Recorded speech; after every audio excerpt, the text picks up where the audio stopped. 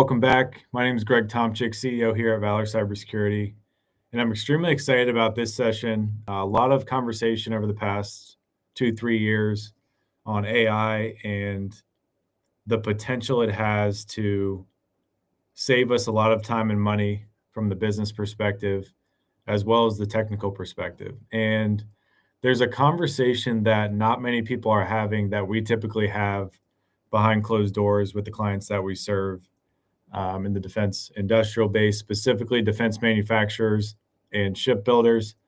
That's the area that we focus on here at Valor. And a lot of them are curious, how can we use AI and how can we not? What takes us in and out of compliance, because they're all pursuing CMMC under the Department of Defense.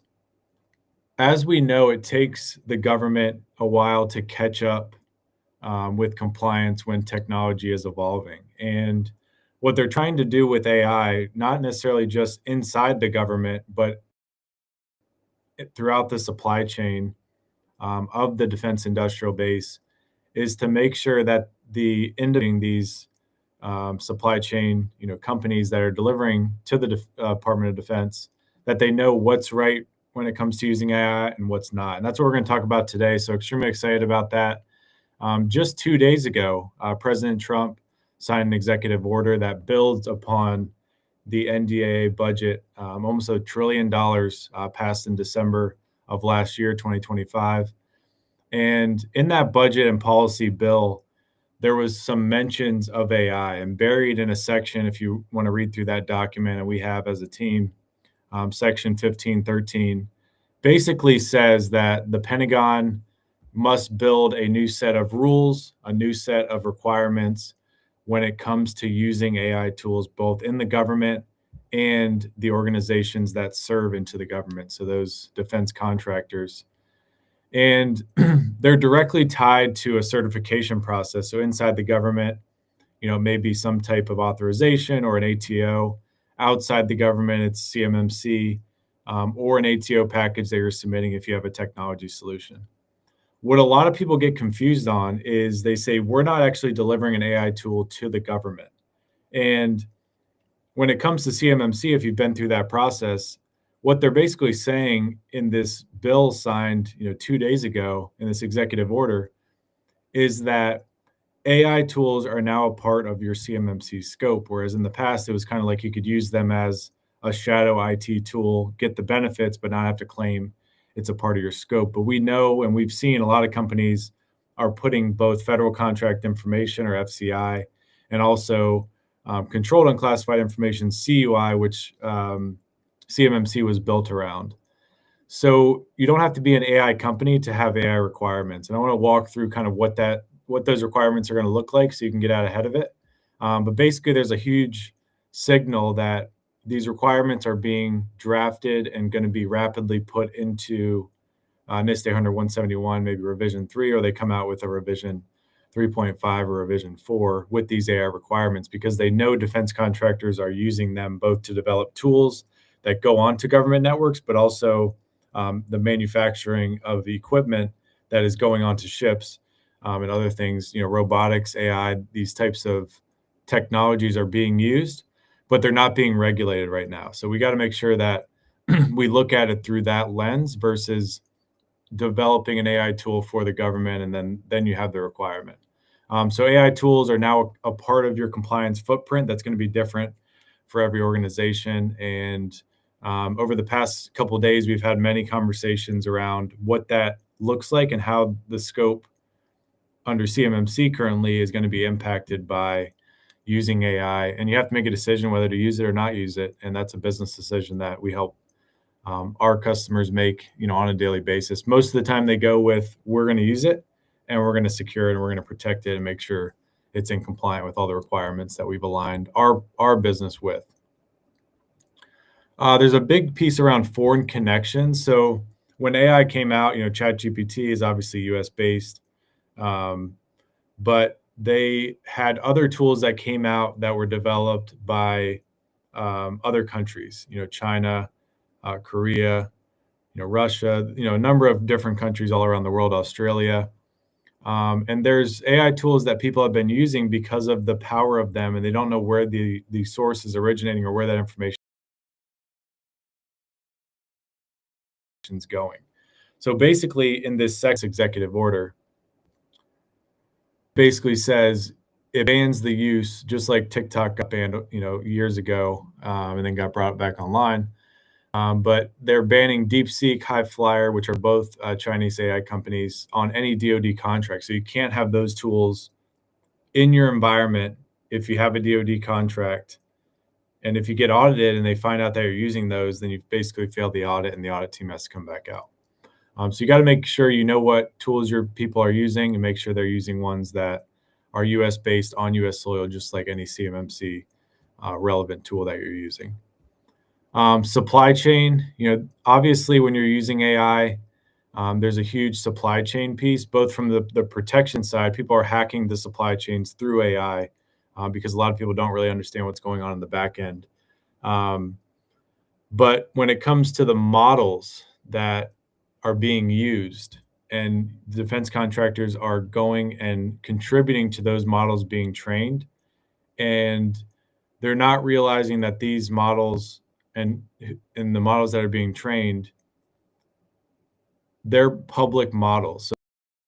So the company owns it, but they're taking in a bunch of different data. So we see a lot more companies thinking about private LLMs or having their own type of AI database that takes in that information and kind of trains their own model. So that's something to consider if your business is in a position to use AI and have that proprietary data stay under your roof. That's something we've seen benefit a lot of mid and larger companies as they start to ramp up, and they know they're going to use AI going forward. Maybe they're manufacturing some type of weapon, or they're manufacturing some type of UAV, and they know AI is a part of their robotics process. They know their people are going to code using AI, so they're basically saying, we will take in information from other models, but we don't want to give out our information to those models. So something to consider.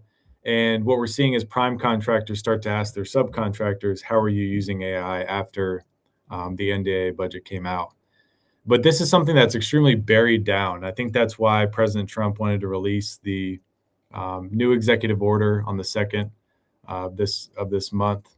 So just 2 days ago, which is pretty insane. And there's a lot of things that are going to come up in the future when it comes to AI. On top of CMMC, obviously, a lot of companies, only about 1% of the defense industrial base, 2% of the industrial base have been certified already. So you have that, 98% of defense contractors serving into the U.S.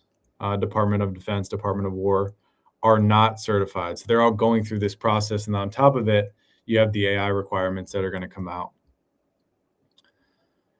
And that's going to add another layer of complexity, but it's also going to allow you to get a more holistic view of your environment and know what tools are in scope now and into the future, because there's a 3-year cycle. I'm a firm believer that on the 3-year cycle, 3 to 4 years from today, when those first companies that have been certified have to get reassessed, there's going to be a lot more NIST 800-171 revision 3 requirements, and then these AI requirements are going to be a part of it. So it's good to get out in front of it. That's why we put on these sessions, to give you the information you need in order to think about the risk reward equation at the end of the day. So this will be a part of the NIST 800-171 framework. That is the goal, to make it not its own separate framework and requirement. We know there's a lot of requirements when you do business with the government. So I'm a strong encourager that they just add it as a section to the current NIST 800-171, NIST 853 type framework. Where we see a lot of companies go sideways currently, just a risk to avoid, is they basically say, we're not using AI, because they have people that are using individual AI accounts to do their work, and they don't want to tell leadership that they're using it, because it can make it easy, but really it's making you look resourceful. And if you go to your leadership team and say, I'm using Claude, we should get a business account, here's the cost, here's the time savings if we just train our people up, we use this tool to benefit us, we know what data we're putting into it and where that data is going. it's a no-brainer decision for most leadership teams to say, let's get a business account for 100, $200 a month to start to get the first few people using these type of tools. If you're not using it, you're behind at this point, but you're not too far behind to be able to get to a point where it benefits your organization, making sure they're using the right tools. ChatGPT, OpenAI, and then Claude are really the most prevalent ones we see, but there are obviously other ones out there that can be used.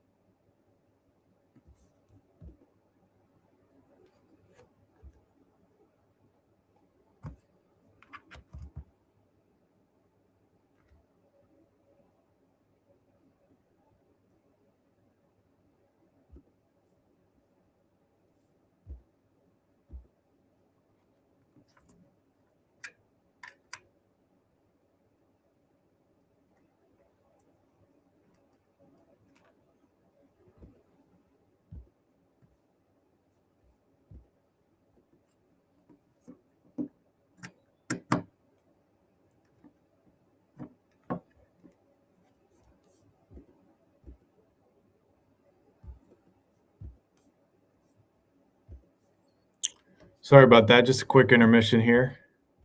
So diving right back in and wrapping this session up. Really appreciate you joining us. This is all about AI in defense contracting and how it's going to impact the defense industrial base, CMMC, which we talk about each and every week. But what you can do from a business perspective to make sure AI is both being leveraged in the right way and is protected in order for your organization to scale into the future. This is a tool for your business to save time and money.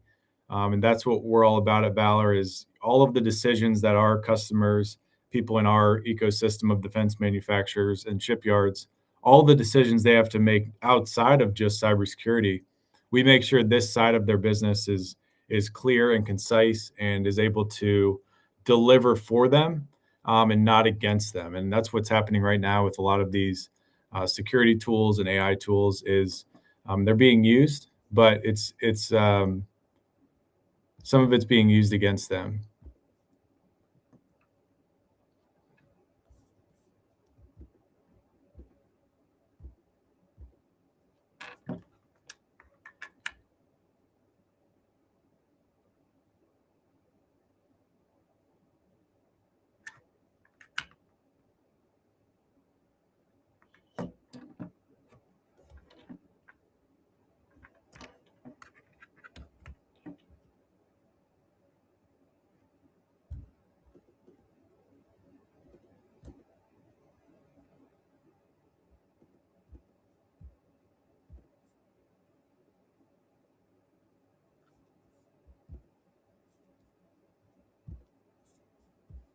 All right, just wrapping it up. Quick summary. President Trump released on June 2nd the new updated provision to how the defense industrial base is going to govern AI use throughout the defense contracting ecosystem. It's something to add into your CMMC strategy. We're offering 15-minute free calls to give you an insight into what we're seeing in the market and allow you to ask any questions. So if you want to book that, you can go to valor-cybersecurity.com. We'll be hosting these sessions going forward, so please come and join, interact with us, ask us questions. This is our give back to the community of defense contractors who don't know what that next step is or should be. We want to get you closer to taking that step and then taking the next step after that. My name is Greg Tomczyk, CEO here at Valor Cybersecurity.